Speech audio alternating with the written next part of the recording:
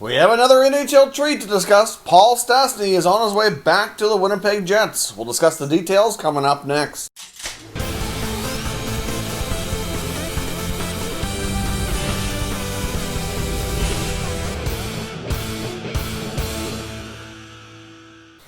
So welcome back to another video here at Top Shelf Hockey. Now, as I mentioned, we have another trade. The Vegas Golden Knights are still trying to clear some cap space. I wouldn't be surprised if they try to do more of this, but they've moved the contract of Paul Stastny, who had $6.5 million left in his contract, to the Winnipeg Jets. Of course, we know that he was a part of the Jets briefly as a trade deadline acquisition a couple years ago.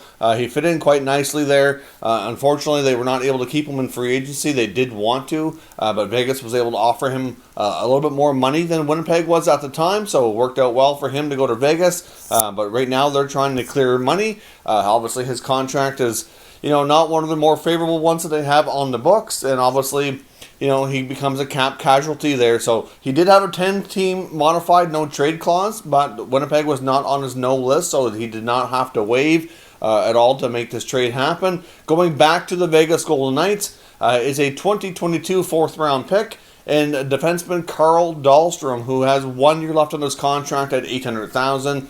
Is also somebody Vegas could end up putting in the minors as well to get relief from that. So essentially, they move out the full $6.5 million, and they are expected to be one of the top teams going after top defensemen in the free agencies here, Alex Pietrangelo. So we'll see how that goes. But if you look at the Golden Knights cap situation, they're going to have to clear more to get Petro on the books here. They were already technically over a little bit based on CapFriendly.com's projections.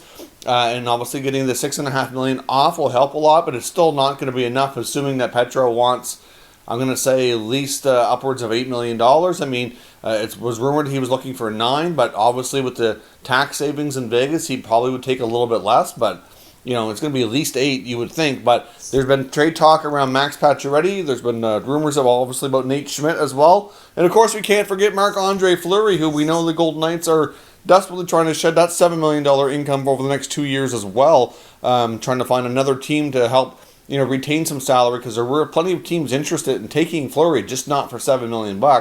They want essentially Vegas to eat some salary on that, which they might be able to have a better chance to do now.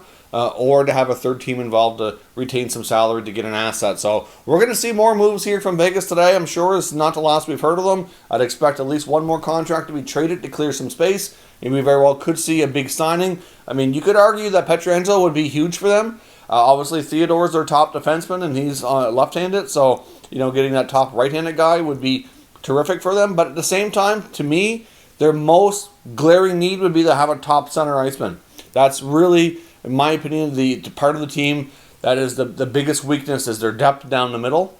And to have a true top number one center would be great. Like, William Karlsson's a good center, but to me, he's not a number one. He's more of a number two. Stastny was more of a number two as well. So they need that legit top center, and that very well could be what they try to do. So there's not a lot out there, though, on the free agent market to kind of fill that hole. They'd have to do that via trade, and that's going to be tough to do as well. So I'm not sure they're going to accomplish that today. Maybe they go after Petro. But they're certainly trying to be big players today when it comes to trade and free agency. And I'm sure we'll be talking about them plenty more as the day goes on. So that's your update here for today. I'm sure we'll be back with plenty more videos today as more trades and plenty more free agent signings take place. So let me know your thoughts on this trade. Will Stastny going back to Winnipeg be a great fit like it was the last time?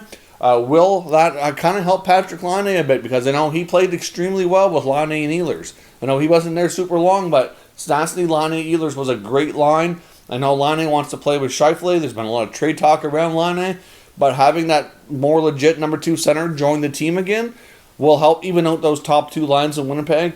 And could be something that actually helps keep Laine in Winnipeg. I know we've heard that trade talk around Laine apparently has cooled as of late. So maybe this will be something that could help. I mean, we know Laine's got one more year as well before he needs a new contract. He will be an RFA, so it's not like he can just walk in free agency. But still, it could be a great thing in Winnipeg to help keep him around as well, because I would be very cautious about trading him. That kind of player does not come along every day for sure. So let me know your thoughts down in the comments, and we'll discuss further. If you're new to the channel, consider subscribing and turning on your notifications so you don't miss any future content. There'll be tons more videos coming today and over the weekend as all the silliness happens here around the NHL. Thank you very much for watching, and I'll catch you next time.